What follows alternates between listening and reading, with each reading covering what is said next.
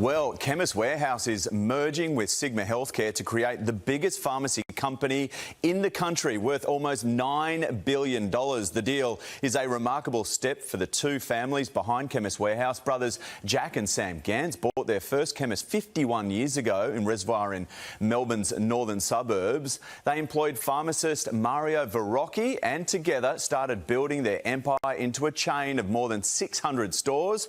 The deal still needs to be approved by Australia's consumer watchdog. So what does it all mean for the customers? Economist Richard Dennis joins me now. Good morning to you. If this deal does go ahead, the companies will have over 1,000 stores between them. What does this mean for the smaller independent pharmacies? Look, I think a lack of competition always means higher prices for consumers, and when you've got a chain owning 1,000 stores, it's going to be very hard for smaller independent chemists to compete, particularly because this merger isn't just between chains of chemists, but with suppliers to chemists as well. So I think the competition regulator is going to take a very close look here at the impact on prices and the impact on market power, but also the threat to other smaller independent chemists. OK, so you've got a big dominant player in the market. What does it mean for the customers? Prices go up, down, make it easier?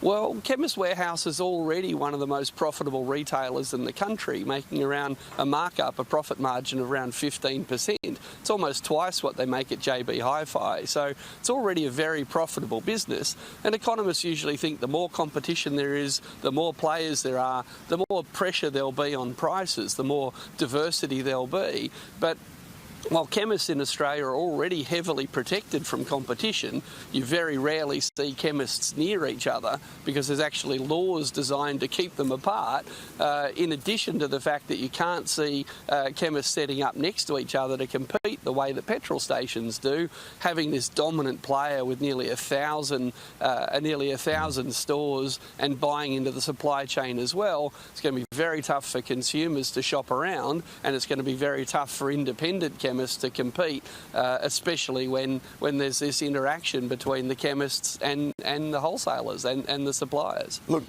Richard, it's not official yet, is it? But at the end of the day, what a remarkable business success story this is, from Melbourne's northern suburbs with one pharmacy growing to a $9 billion company. It's huge. Oh, look, it's a remarkable achievement for the individuals involved, and you can see why they'd want to merge. You can see why they'd want to keep growing. They're already a very profitable family business. They're about to be a very, very profitable listed company if the regulator approves this deal. But there's two sides to every coin, and the higher profits for them mean higher prices for consumers. And at a time where we've already got profits driving prices up, we've already got high inflation, you can see why the regulator's going to be concerned, and you can see why a lot of other pharmacists are going to be concerned as well. Yeah, we'll see how that all plays out. Richard Dennis, thanks for your time. Thanks for watching. If you enjoy our videos, make sure to subscribe and hit the bell button to get notified when we publish a new one.